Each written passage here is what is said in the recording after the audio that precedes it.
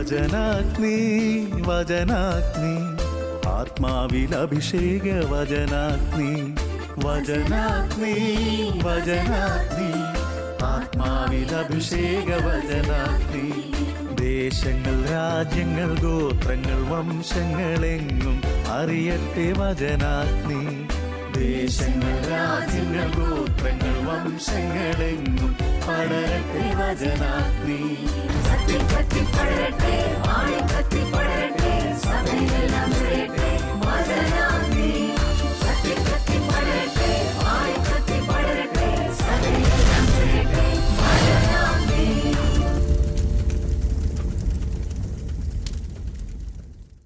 ഈശോയിൽ ഏറെ സ്നേഹിക്കപ്പെടുന്ന എൻ്റെ സഹോദരി സഹോദരന്മാരെ, നിങ്ങളെ ഏവരെയും യേശുനാമത്തിൽ ഈ ശുശ്രൂഷയിലേക്ക് സ്വാഗതം ചെയ്യുന്നു. നാം ഇന്ന് ധ്യാനിക്കുന്ന വചനം സുഭാഷിതങ്ങളുടെ പുസ്തകം 16-ാം അധ്യായം 3-ാം തിരുവചനമാണ്. വചനം ഇങ്ങനെ പറയുന്നു: നിന്റെ പ്രയത്നം കർത്താവിൽ അർപ്പിക്കുക, നിന്റെ പദ്ധതികൾ ഫലമണിയും. ഒരു ജീവിത അനുഭവത്തിലേക്ക് കടന്നുകൊണ്ടാകട്ടെ ഇന്നത്തെ തുടക്കം. ഏതാനും വർഷങ്ങൾക്ക് മുമ്പ് ഞാൻ ഏറെ സ്നേഹിച്ചിരുന്ന ഒരു യുവാവ്, ഏകദേശം ഒരു മിഡിൽ ക്ലാസ് ഫാമിലിയിൽ പെട്ടയാളാണ്. 3 PSC പരീക്ഷകൾക്ക് റാങ്ക് ലിസ്റ്റിൽ കയറിക്കൂടിയിട്ടുണ്ട്. എന്നാൽ ഏകദേശം 4 വർഷത്തോളം ആകാൻ പോയിട്ടും ആ ജോലിയിലൊന്ന് കയറിപ്പറ്റാൻ ഇദ്ദേഹത്തിന് സാധിക്കുന്നുണ്ടായിരുന്നില്ല. ഏറെ വിഷമത്തോടെ കുടുംബത്തിലെ പ്രാരാബ്ധങ്ങളെക്കുറിച്ചെല്ലാം ഈ യുവാവ് എന്നോട് സംസാരിക്കാറുണ്ടായിരുന്നു. 3 ജോലി ഒരുപോലെ കിട്ടാൻ തയ്യാറായി നിന്നിട്ട് പോലും അതിലൊന്ന് പ്രവേശിക്കാനോ ഒന്ന് യഥാസ്ഥാനപ്പെടാനോ സാധിക്കുന്നില്ല എന്നത് ഏറെ സങ്കടത്തോടെ ഈ യുവാവ് സൂചിപ്പിക്കുകയുണ്ടായി. എന്നാൽ ഈ ജോലിയിൽ കയറാൻ താമസം അനുഭവപ്പെട്ട സമയത്ത് 2 ബിസിനസ്സുകളിലേക്ക് ഇദ്ദേഹം കടക്കുകയുണ്ടായി.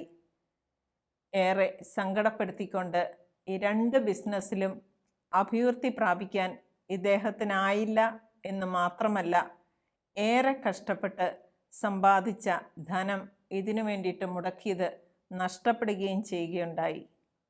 പ്രാർത്ഥനാ ജീവിതം നയിച്ചുകൊണ്ടിരുന്ന യുവാവ് ഏറെ വേദനയോടെ ഇതേപ്പറ്റി സംസാരിക്കുകയുണ്ടായി. എന്തുകൊണ്ടാണ് ദൈവം എന്നോട് ഇങ്ങനെ ചെയ്യുന്നത്? ഞാൻ എന്തുമാത്രം പ്രാർത്ഥിക്കുന്നു, ഏതെല്ലാം വഴിക്കിറങ്ങിയാലും ഒരു അഭിവൃദ്ധി ഉണ്ടാകാത്തത് എന്തുകൊണ്ടാണ്? പ്രിയപ്പെട്ടവരെ, വളരെ അധികം നഴ്സിംഗ് പാസ്സായ വിദ്യാർത്ഥിനികളും കേരളത്തിന് വെളിയിലേക്ക് ഒരു ജോലിക്കായി ശ്രമിച്ചിട്ടും ഏറെ പ്രാവശ്യം മത്സര പരീക്ഷകളിൽ പങ്കെടുത്തിട്ടും ആ പരീക്ഷകൾ പാസ്സായിട്ടും എല്ലാം തടസ്സങ്ങൾ അനുഭവപ്പെട്ടുകൊണ്ടിരിക്കുന്നു എന്ന് ഫോണിൽ കൂടെയും നേരിട്ടും ഒക്കെ സംസാരിക്കാറുണ്ട്, പ്രാർത്ഥിക്കാൻ ആവശ്യപ്പെടാറുമുണ്ട്. ഈ ഒരു വിഷയം തിരഞ്ഞെടുക്കുമ്പോൾ നാം അധ്വാനത്തിന് ഫലം കണ്ടെത്താനായി എങ്ങനെ കർത്താവിനോട് ചേർന്ന് അധ്വാനിക്കണം എന്നതിനെ സംബന്ധിച്ചുള്ള ഏതാനും വചനങ്ങളിലേക്ക് നമുക്കൊന്ന് കടന്നു ചെല്ലാം. മത്തായിയുടെ സുവിശേഷം 11-ാം അധ്യായം 28-ാം വചനം ഇങ്ങനെ പറയുന്നു: അധ്വാനിക്കുന്നവരും ഭാരം വഹിക്കുന്നവരുമായ നിങ്ങളെല്ലാവരും എൻ്റെ അടുക്കൽ വരുവിൻ. രാവിലെ തുടങ്ങി രാത്രി വളരെ വൈകി കിടക്കുന്നത് വരെ അധ്വാനിച്ചിട്ടും അതിന് തക്ക ഒരു ഫലം കാണാത്ത വിദ്യാർത്ഥിനികളും യുവതി യുവാക്കന്മാരും എല്ലാം ഇത് ശ്രവിക്കുന്നുണ്ടായിരിക്കുമല്ലോ. അവർക്ക് വേണ്ടി പ്രാർത്ഥിക്കുന്ന മാതാപിതാക്കളും അവർക്ക് വേണ്ടി പ്രയത്നിക്കുന്നവർക്കും എല്ലാം ഒരുപോലെ പ്രയോജനകരമായ വചനങ്ങളാണ് പരിശുദ്ധാത്മാവ് ഇന്ന് നമുക്ക് ധ്യാന വിഷയമായി നൽകിയിരിക്കുന്നത്. സങ്കീർത്തനങ്ങളുടെ പുസ്തകം 127 2-ാം വചനം ഇങ്ങനെ പറയുന്നു: അതിരാവിലെ എഴുന്നേൽക്കുന്നതും വളരെ വൈകി കിടക്കാൻ പോകുന്നതും കഠിന പ്രയത്നം ചെയ്ത് ഉപജീവിക്കുന്നതും വ്യർത്ഥമാണ്. നമുക്ക് കാണാൻ സാധിക്കും, കർത്താവിൽ അധ്വാനിക്കുന്നവർ വളരെ കൂളായിട്ട് നടക്കും തോറും അഭിവൃദ്ധിയോടെ പോകുന്നു. നമ്മുടെ പ്രാർത്ഥനയിൽ മാറ്റം വരുത്തേണ്ടതുണ്ടോ? പ്രവർത്തന രീതികളിൽ എന്താണ് മാറ്റം വരുത്തേണ്ടത് എന്നാണ് വചനം ഇനിയും നമുക്ക് പറഞ്ഞു തരുന്നത്. യെശയ്യായുടെ പുസ്തകം 64 അധ്യായം 4 തിരുവചനം ഇങ്ങനെ പറയുന്നു: തന്നെ കാത്തിരിക്കുന്നവർക്ക് വേണ്ടി അധ്വാനിക്കുന്ന അവിടുത്തെ അല്ലാതെ ആരും മറ്റൊരു ദൈവത്തെപ്പറ്റി കേൾക്കുകയോ കാണുകയോ ചെയ്തിട്ടില്ല. നമുക്കറിയാം, കർത്താവ് നമ്മുടെ കൂടെ ഉണ്ടെങ്കിൽ അധ്വാനിച്ചാൽ തീർച്ചയായും നമുക്ക് അതിനുള്ള പ്രതിഫലം ലഭിക്കുക തന്നെ ചെയ്യും. നമുക്ക് ലൂക്കായുടെ സുവിശേഷം 5 അധ്യായം 4 മുതൽ 10 വരെയുള്ള തിരുവചനങ്ങൾ ഏറെ പ്രചോദന ഉദ്ദീപകമാണ്. ഇവിടെ നമുക്ക് കാണാൻ സാധിക്കും, 4 വചനത്തിൽ ഇങ്ങനെ പറയുന്നു: സംസാരിച്ചു തീർന്നപ്പോൾ അവൻ ശിമയോനോട് പറഞ്ഞു, ആഴത്തിലേക്ക് നീക്കി മീൻ പിടിക്കാൻ വലയിറക്കുക. 5 വചനം ഏറെ പ്രധാനപ്പെട്ടതാണ്. അതിനുത്തരമായി ശിമയോൻ ഇങ്ങനെ പറയുന്നു: ഗുരോ, രാത്രി മുഴുവൻ അധ്വാനിച്ചിട്ടും ഞങ്ങൾക്ക് ഒന്നും കിട്ടിയില്ല. എങ്കിലും നീ പറഞ്ഞതനുസരിച്ച് ഞാൻ വലയിറക്കാം. വ്യത്യാസം നാം അടുത്ത വചനങ്ങളിൽ കാണുകയാണ്. 6 വചനം ഇങ്ങനെ പറയുന്നു: വല ഇറക്കിയപ്പോൾ വളരെയേറെ മത്സ്യങ്ങൾ അവർക്ക് കിട്ടി. അവരുടെ വല കീറിത്തുടങ്ങി. അവർ മറ്റേ വള്ളത്തിൽ ഉണ്ടായിരുന്ന കൂട്ടുകാരെ ആംഗ്യം കാണിച്ച് സഹായത്തിന് വിളിച്ചു. അവർ വന്ന് 2 വള്ളങ്ങളും മുങ്ങാറാകുവോളം നിറച്ചു. പ്രിയപ്പെട്ടവരെ, തനിയെ അധ്വാനിക്കുന്നതും കർത്താവിനോട് കൂടെ അധ്വാനിക്കുന്നതും കർത്താവിൻ്റെ സ്വരം കേട്ട് അതനുസരിച്ച് ചെയ്യുന്നതും തമ്മിലുള്ള വ്യത്യാസമാണ് ഈ വചനങ്ങളിലൂടെ നമുക്ക് കാണാൻ സാധിച്ചത്. വീണ്ടും മത്തായിയുടെ സുവിശേഷം 12 അധ്യായം 30 വചനം ഇങ്ങനെ പറയുന്നു: എന്നോട് കൂടെ ശേഖരിക്കാത്തവൻ ചിതറിച്ചു കളയുന്നു.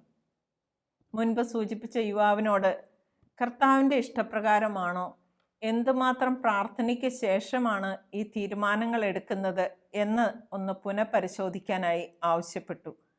കർത്താവിൻ്റെ ഹിതം വെളിപ്പെടുന്നതിനും അതനുസരിച്ച് പ്രവർത്തിക്കുന്നതിനും വേണ്ടിയ തീരുമാനങ്ങൾ എടുക്കുന്നതിനും കൂടുതൽ ദിവ്യകാരുണ്യ സന്നിധിയിൽ സമയം ചിലവഴിക്കാൻ തുടങ്ങിയതിൻ്റെ അടുത്ത മാസം തന്നെ 2 ജോലിയാണ് ഈ യുവാവിന് ഒന്നിച്ച് ശരിയായത്. ഇതിൽ വീടിൻ്റെ അടുത്ത് തന്നെ ഏറ്റവും നല്ല ഒരു സാമ്പത്തിക സുരക്ഷിതത്വവും ജോലി സുരക്ഷിതത്വമുള്ള ഒരു ജോലിയിൽ അദ്ദേഹം 1.5 മാസത്തിനുള്ളിൽ പ്രവേശിക്കാനിടയാകുകയും ചെയ്തു. അദ്ദേഹത്തിൻ്റെ വാക്കുകളിൽ തന്നെ പറഞ്ഞാൽ, എന്ന് കർത്താവിന് ഞാൻ എൻ്റെ ജോലിയുടെ കാര്യം വിട്ടുകൊടുത്തോ അന്ന് എൻ്റെ ജീവിതത്തിലും എൻ്റെ ജോലി കാര്യത്തിലും മാറ്റങ്ങൾ സംഭവിക്കുന്നത് എനിക്ക് തൊട്ടറിയാൻ സാധിച്ചു എന്നാണ് പറഞ്ഞത്. പ്രിയപ്പെട്ടവരെ, ഇനിയും വചനങ്ങൾ കൂടുതലായിട്ട് വരുന്നുണ്ട്. സുഭാഷിതങ്ങളുടെ പുസ്തകം 12 അധ്യായം 11 തിരുവചനം ഇങ്ങനെ പറയുന്നു: മണ്ണിൽ അധ്വാനിക്കുന്നവന് യഥേഷ്ടം ആഹാരം കിട്ടും, പാഴ്വേല ചെയ്യുന്നവൻ ബുദ്ധിശൂന്യനാണ്. പാഴ്വേല എന്നിവിടെ ഉദ്ദേശിക്കുന്നത് കർത്താവ് കൂടെയില്ലാത്ത അധ്വാനത്തെ തന്നെയാണ്. വീണ്ടും സഭാപ്രസംഗൻ്റെ പുസ്തകം 5 അധ്യായം 12 വചനം ഇങ്ങനെ പറയുന്നു: ഭക്ഷിക്കുന്നത് അല്പമോ അധികമോ ആകട്ടെ, അധ്വാനിക്കുന്നവന് സുഖനിദ്ര ലഭിക്കുന്നു. നമ്മുടെ ഈ ജീവിതത്തിലെ അധ്വാനം എന്തിനാണ് എന്ന് എപ്പോഴെങ്കിലും നാം ചിന്തിക്കാറുണ്ടോ? എന്തെല്ലാം കാര്യങ്ങളാണ് നമ്മെ അമിത അധ്വാനത്തിലേക്ക് നയിക്കുന്നത്? അധ്വാനം കൊണ്ട് നമുക്ക് സംതൃപ്തി ലഭിക്കുന്നുണ്ടോ എന്ന് വചനം ചോദിക്കുകയാണ്.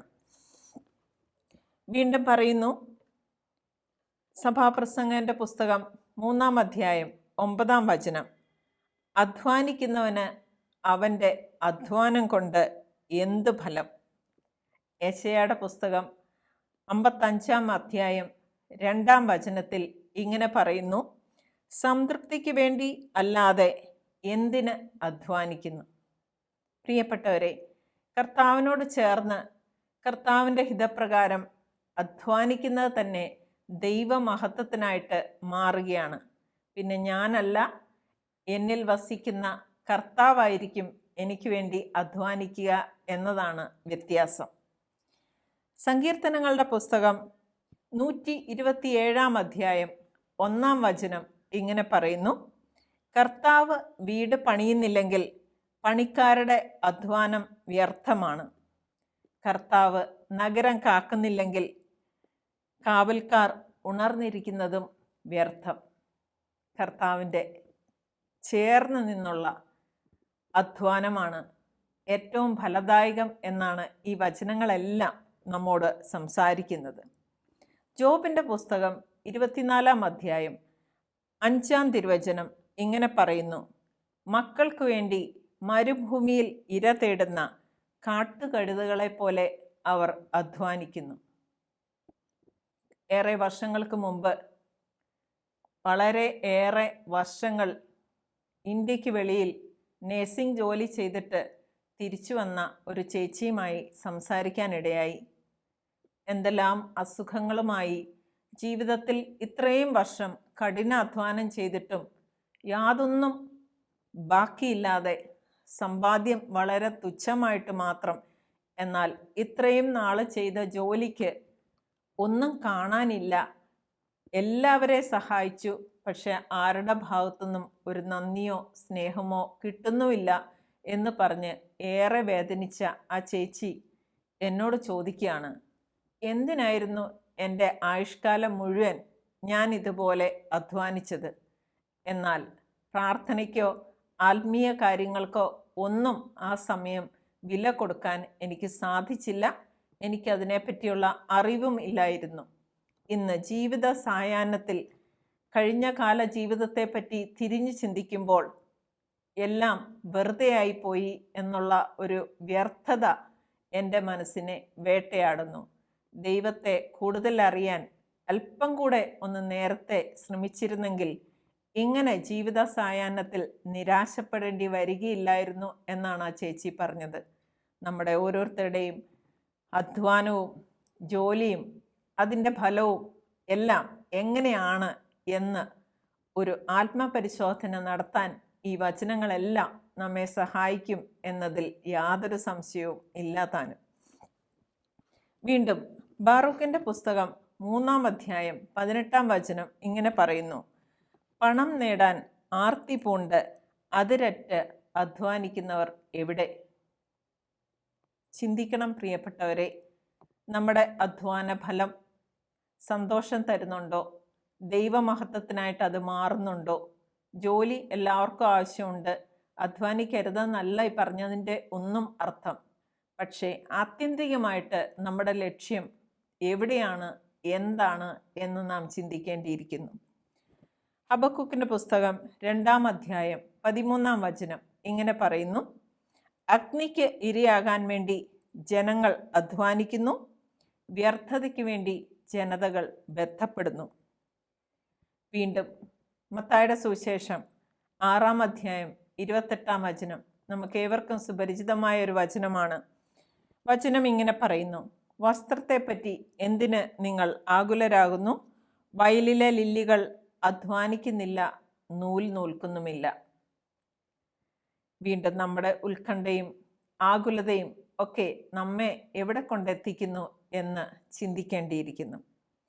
ജ്ഞാനത്തിൻ്റെ പുസ്തകം 3 അധ്യായം 11 ഇങ്ങനെ പറയുന്നു: ജ്ഞാനവും പ്രബോധനവും പുച്ഛിച്ച് തള്ളുന്നവൻ അവൻ്റെ നില ശോചനീയം തന്നെ. അവരുടെ പ്രത്യാശ വ്യർത്ഥവും പ്രയത്നം നിഷ്ഫലവുമാണ്. അവർ ഉണ്ടാക്കുന്നത് നിരുപയോഗവുമാണ്. പ്രിയപ്പെട്ടവരെ, ചിന്തിക്കേണ്ടിയിരിക്കുന്നു, നമ്മുടെ അധ്വാനം നിഷ്ഫലമാണോ? നാം ആർജിച്ചു കൂട്ടുന്നതെല്ലാം നമുക്ക് ഉപയോഗമില്ലാത്തതാണോ? വചനം നമ്മെ ഇരുത്തി ചിന്തിപ്പിക്കുക തന്നെ ചെയ്യും.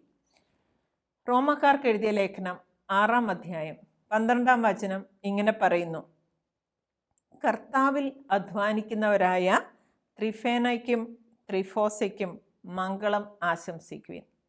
മറ്റൊരു വശത്തേക്ക് നമ്മുടെ ചിന്തകളെ തിരിക്കുന്ന വചനങ്ങളാണ് നാം ഇനി കാണാൻ പോകുന്നത്.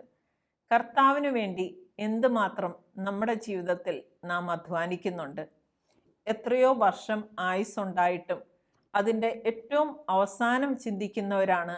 ഞാൻ നേരത്തെ പറഞ്ഞ ചേച്ചിയെ പോലെ ചിന്തിക്കാൻ തുടങ്ങിയാണ്, ഇത്രയും വർഷം അധ്വാനിച്ചതെല്ലാം എന്തിനു വേണ്ടിയിട്ടായിരുന്നു? കർത്താവിന് വേണ്ടി ഞാൻ എന്തെങ്കിലും അധ്വാനിച്ചോ ഇല്ലയോ? വീണ്ടും 1 കോറിന്തോസ് 16-ാം അധ്യായം 16-ാം വചനം, എന്നോട് സഹകരിച്ച് അധ്വാനിക്കുന്ന എല്ലാവരെയും നിങ്ങൾ അനുസരിക്കണമെന്ന് ഞാൻ അപേക്ഷിക്കുന്നു. അപ്പസ്തോലൻ അധ്വാനിച്ചത് മുഴുവൻ ദൈവത്തിനു വേണ്ടിയായിരുന്നു, ദൈവത്തിനായി ആത്മാക്കളെ നേടുന്നതിന് വേണ്ടിയായിരുന്നു. നമ്മുടെ ജീവിതത്തിൽ ലൗകികമായ അധ്വാനത്തോടൊപ്പം തന്നെ ദൈവത്തിനു വേണ്ടി, സുവിശേഷത്തിനു വേണ്ടി നമ്മളെ കൊണ്ട് എന്ത് ചെയ്യാനാകുമോ അത് ചെയ്യണം എന്നാണ് ഈ വചനങ്ങൾ നമ്മോട് സംസാരിക്കുന്നത്. കൊളോസോസാർക്ക് എഴുതിയ ലേഖനം 4-ാം അധ്യായം 11-ാം വചനം, ദൈവരാജ്യത്തിനു വേണ്ടി അധ്വാനിക്കുന്ന എൻ്റെ സഹപ്രവർത്തകർ എനിക്ക് ആശ്വാസമായിരുന്നു. ആത്മീയതയുടെ തലത്തിലേക്കാണ് ഈ വചനം നമ്മെ കൊണ്ട് എത്തിക്കുന്നത്.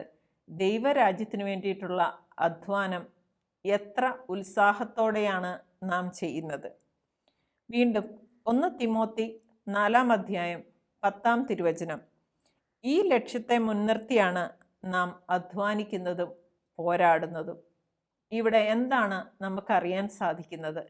എന്താണ് നമ്മുടെ ആത്യന്തികമായ ലക്ഷ്യം?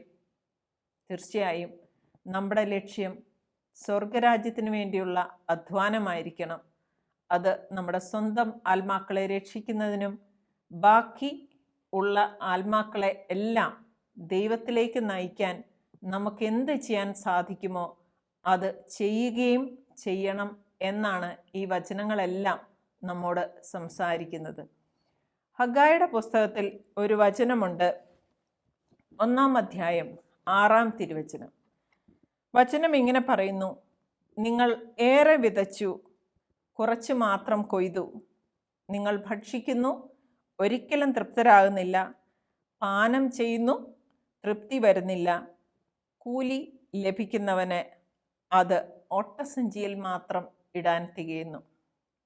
പ്രിയപ്പെട്ടവരെ, ഗൾഫ് രാജ്യങ്ങളിൽ ഏറെ വർഷങ്ങളോളം കഷ്ടപ്പെട്ട് അധ്വാനിച്ച് കുടുംബത്തെ പുലർത്തുന്ന ഒരു സഹോദരൻ കുറേ നാളുകൾക്ക് മുമ്പ് കേരളത്തിന് വെളിയിൽ നിന്ന് തിരിച്ച് വന്നതിന് ശേഷം ഗൾഫിൽ വന്ന് വീണ്ടും അവിടെ നിന്ന് ഓസ്ട്രേലിയയ്ക്ക് മൈഗ്രേറ്റ് ചെയ്യാനുള്ള എല്ലാ ശ്രമങ്ങളും ആരംഭിച്ചു.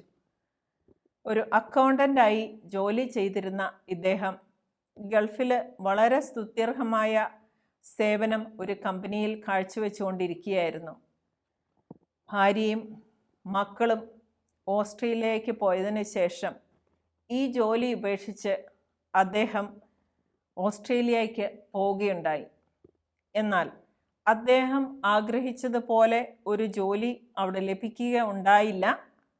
മാത്രമല്ല, ഏറെ കഷ്ടപ്പെട്ട് ശരീരം കൊണ്ട് അധ്വാനിക്കേണ്ട ഒരു മേഖലയിലാണ്, ഒരു ആശുപത്രിയിലെ ഏറ്റവും താഴ്ന്ന ഒരു ജോലിയാണ് ഇദ്ദേഹത്തിന് ലഭിച്ചത്. ഏറെ പ്രാർത്ഥന അനുഭവത്തിലൂടെ ഗൾഫ് നാടുകളിലൂടെ കടന്നു പോയിക്കൊണ്ടിരുന്ന ഈ സഹോദരൻ ഓസ്ട്രേലിയയിലെത്തിയതിന് ശേഷം ഒരു കുടുംബം മൊത്തമായി നാശത്തിലേക്ക് നീങ്ങുന്നത് അതിൻ്റെ വിവരണം ഇദ്ദേഹം നൽകുകയുണ്ടായി. അധ്വാനത്തിനു വേണ്ടി ഏത് രാജ്യത്തും പോകാം, അവിടെ തെറ്റൊന്നുമില്ല കേട്ടോ. എന്നാൽ അടുത്ത തലമുറയ്ക്ക് നമ്മുടെ ഈ അധ്വാനം എന്തുമാത്രം പ്രയോജനപ്പെടുന്നുവെന്നും ദൈവോന്മുഖരായി ജീവിക്കാൻ അവരെ നാം തിരഞ്ഞെടുക്കേണ്ട അല്ലെങ്കിൽ തിരഞ്ഞെടുക്കാൻ ഉദ്ദേശിക്കുന്ന അധ്വാന മേഖല എന്തുമാത്രം പ്രയോജനപ്രദമാകും എന്നും നാം തീർച്ചയായും ചിന്തിക്കേണ്ടിയിരിക്കുന്നു.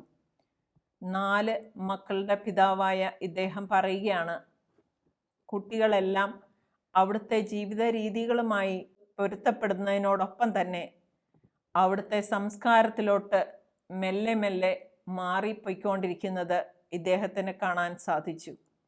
കുടുംബ പ്രാർത്ഥനയുണ്ട്, എന്നാൽ വിശുദ്ധ കുർബാനയിൽ പങ്കെടുക്കാനുള്ള സമയം ഇപ്പോഴത്തെ ജോലിയുടെ പ്രത്യേകത കൊണ്ടും ഈ 4 കുട്ടികളും പഠിക്കാനായി ഏറെ അധ്വാനിക്കേണ്ടതുള്ളത് കൊണ്ടും അതിൻ്റെ സമയത്തിൽ ഒരു വെട്ടിച്ചുരുക്കൽ ഇവർ നടത്തുകയുണ്ടായി. ഇപ്പോൾ അദ്ദേഹം പറയുകയാണ്, പ്രാർത്ഥനാ സംബന്ധമായിട്ടുള്ള കാര്യങ്ങളിലും വിശുദ്ധ കുർബാനയിൽ പറ്റുന്ന അത്ര ദിവസം പങ്കെടുക്കാൻ അവസരമുണ്ടായിട്ട് പോലും അതിലേക്ക് പഠനവും ജോലിയും കുട്ടികളുടെ പാർട്ട് ടൈം ജോലിയും ഒന്നും അവരെ അനുവദിക്കുന്നില്ല. പ്രിയപ്പെട്ടവരെ, ഇതൊരൊറ്റപ്പെട്ട സംഭവം തന്നെയല്ല കേട്ടോ. കാരണം ആർക്കു വേണ്ടിയാണ് നാം അധ്വാനിക്കുന്നത്? നാം പറയുന്നത് നമ്മുടെ വളർന്നു വരുന്ന തലമുറയ്ക്ക് വേണ്ടിയിട്ടാണ് നാം അധ്വാനിക്കുന്നത്. എന്നാൽ ദൈവത്തെ കൂടാതെയുള്ള അധ്വാനം, ദൈവത്തിനു വേണ്ടി അല്ലാത്ത രീതിയിലുള്ള അധ്വാനം ജീവിത അവസാനത്തിൽ നമ്മെ എവിടെ കൊണ്ടെത്തിക്കും എന്ന് നാം ഒന്ന് ചിന്തിക്കേണ്ടിയിരിക്കുന്നു. ഒപ്പം തന്നെ വിദേശ രാജ്യങ്ങളിൽ ദൈവോന്മുഖരായി വളരുന്ന കുട്ടികളും കുടുംബങ്ങളും ധാരാളം ഉണ്ട് കേട്ടോ. എങ്കിലും നമുക്ക് ഇത് ചിന്തയ്ക്കുള്ള ഒരു വക നൽകുന്ന വചനം ഭാഗമാണ് എന്നതിൽ യാതൊരു സംശയവുമില്ല. കേരളത്തിൽ ഇന്ന് വൃദ്ധസദനങ്ങളെ പോലെയാണ് എല്ലാ കുടുംബങ്ങളും. പ്രായമായ മാതാപിതാക്കൾ ആരും നോക്കാനില്ലാതെ കുടുംബങ്ങളിൽ അവശേഷിക്കുകയാണ്. മക്കൾക്ക് സാമ്പത്തികമായിട്ട് ബുദ്ധിമുട്ടുള്ളവർ ഒരുപാട് കുടുംബങ്ങളുണ്ട് കേട്ടോ. അവർ പോയി അധ്വാനിക്കണം. എന്നാൽ ഏത് ലക്ഷ്യത്തോടെയാണോ നാം അധ്വാനത്തിലേക്ക് കടന്നത്, ആ ലക്ഷ്യം വിട്ടിട്ട് സുഖത്തിൻ്റെ പിന്നാലെയുള്ള ഒരു പോക്ക് എവിടെ ആരംഭിക്കുന്നോ അവിടെ അടുത്ത തലമുറയുടെ നാശം കണ്ട് തുടങ്ങുന്നത് നമുക്കറിയാൻ സാധിക്കും. എത്രയോ ഫോൺ കോളുകളാണ് വിദേശ രാജ്യങ്ങളിൽ നിന്ന് ലഭിക്കുന്നത്. കുഞ്ഞുങ്ങൾ വഴിതെറ്റിപ്പോകുന്ന അവസ്ഥ, പ്രാർത്ഥനാ ജീവിതത്തിൽ നിന്ന് വ്യതിചലിക്കപ്പെട്ടു പോകുന്ന അവസ്ഥ, ലോകത്തിൻ്റെ മായക്കാഴ്ചകളിലേക്ക് നമ്മുടെ അധ്വാനവും അതിൽ നിന്ന് നമുക്ക് കിട്ടുന്ന സമ്പാദ്യവും നമ്മെ കൊണ്ടെത്തിക്കുന്നെങ്കിൽ നാം ചിന്തിക്കേണ്ടിയിരിക്കുന്നു. വചനങ്ങളെല്ലാം നമ്മോട് സംസാരിക്കുകയാണ്. അധ്വാന ഫലം ഒന്നും അനുഭവിക്കാൻ സാധിക്കാതെ സംതൃപ്തിയില്ലാതെ നാം മുന്നോട്ട് നീങ്ങേണ്ടതായിട്ട് വരും എന്നതിൽ യാതൊരു സംശയവുമില്ല. ഇന്നത്തെ ഈ വചനങ്ങളെല്ലാം നമുക്കൊരു ആത്മപരിശോധന നടത്താനായി നമ്മെ സഹായിക്കട്ടെ. മാതാപിതാക്കളും മക്കളും അധ്വാനിക്കുന്നവരും ഒക്കെ ഇത് ശ്രവിക്കുമ്പോൾ എന്താണ് നാം ഇപ്പോൾ ചെയ്തുകൊണ്ടിരിക്കുന്നത്? എന്തിനു വേണ്ടിയിട്ടാണ് നാം ഇത്ര ധൃതിയിൽ സമയമില്ലാതെ ഓടുന്നത്? എത്ര വൈകി കിടക്കാൻ പോകുന്നു, പക്ഷേ അധ്വാനത്തിൻ്റെ ഫലം ലഭിക്കുന്നുണ്ടോ? ദൈവത്തിന് ആ ഫലം നാം കാഴ്ചവെക്കുന്നുണ്ടോ? ദൈവത്തോട് ചേർന്നാണോ നമ്മുടെ ശേഖരണം മുഴുവൻ നടക്കുന്നത്? എന്താണ് നമ്മുടെ ആത്യന്തിക ലക്ഷ്യം? ഇതിനെപ്പറ്റിയെല്ലാം ഒന്ന് ചിന്തിക്കാനും ആവശ്യമെങ്കിൽ ചെറിയ തിരുത്തലുകൾ ജീവിതത്തിൽ വരുത്താനും നമുക്ക് സാധിക്കട്ടെ. നമുക്ക് നമ്മുടെ കണ്ണുകളെ അടയ്ക്കാം, പ്രാർത്ഥനയിലേക്ക് കടക്കാം. അധ്വാനിക്കുകയും ഭാരം വഹിക്കുകയും ചെയ്യുന്ന എല്ലാവരെയും, വളരെ കഷ്ടപ്പെട്ടും ബുദ്ധിമുട്ടിയും ജീവിത വ്യഗ്രതകളിൽ പെട്ടിരിക്കുന്ന എല്ലാവരെയും നമുക്ക് കർത്താവിൻ്റെ കരങ്ങളിലേക്ക് സമർപ്പിക്കാം. നല്ല ഒരു ജോലിയില്ലാതെ വിഷമിക്കുന്നവരും ജീവിതത്തിലേറെ കഷ്ടപ്പെട്ട് ഭാരം വഹിക്കുന്നവരും നല്ല ഒരു സ്ഥാനത്തെത്താനായിട്ട് ആഗ്രഹിക്കുന്നവരും എല്ലാവരെയും നമുക്ക് ഈ സമയം ദൈവകരങ്ങളിലേക്ക് സമർപ്പിച്ച് ദൈവ ഇഷ്ടം അവരുടെ ജീവിതത്തിൽ നടക്കുന്നതിനായി പ്രാർത്ഥിക്കാം. നമുക്ക് നമ്മുടെ കണ്ണുകളെ അടയ്ക്കാം, പ്രാർത്ഥനയിലേക്ക് കടക്കാം.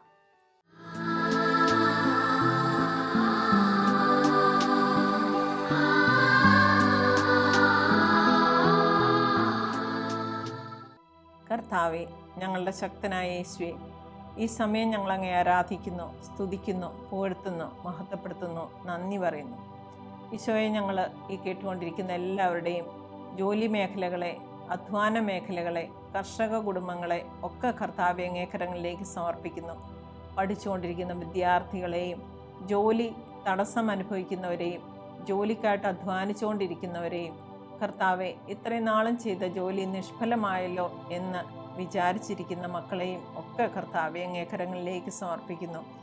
ഈശോയെ, അവരുടെ പ്രയത്നം അങ്ങിൽ അർപ്പിക്കാനും അങ്ങനെ അവരുടെ സ്വപ്നങ്ങളും പദ്ധതികളും ദൈവഹിതപ്രകാരം ഫലമണിയാനും വേണ്ട കൃപയാലും അനുഗ്രഹത്താലും നിറയ്ക്കണമേ എന്ന് ഞങ്ങൾ പ്രാർത്ഥിക്കുന്നു. ഈശോയെ, വചനമനുസരിച്ച് സ്വർഗരാജ്യത്തിനു വേണ്ടി അധ്വാനിക്കാനുള്ള കൃപയാൽ ഞങ്ങളെ ഓരോരുത്തരെയും നിറയ്ക്കണമേ എന്ന് ഞങ്ങൾ പ്രാർത്ഥിക്കുന്നു.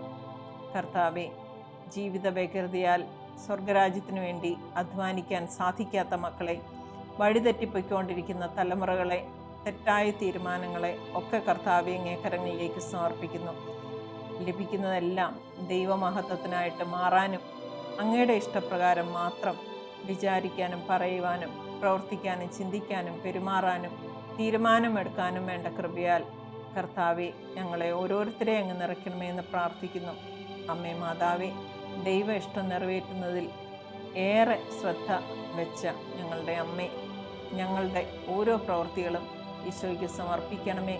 അതുവഴി അവ ഫലമണിയുവാനും കർത്താവെ തീരുമാനങ്ങൾ മാറ്റണമെങ്കിൽ ആവശ്യമുള്ളപ്പോൾ മാറ്റാനും വേണ്ട കൃപയാൽ നിറയ്ക്കണമേ. നിത്യം പിതാവും പുത്രനും പരിശുദ്ധാത്മാവുമായ സർവ്വേശ്വര എന്നേക്കും ആമേൻ.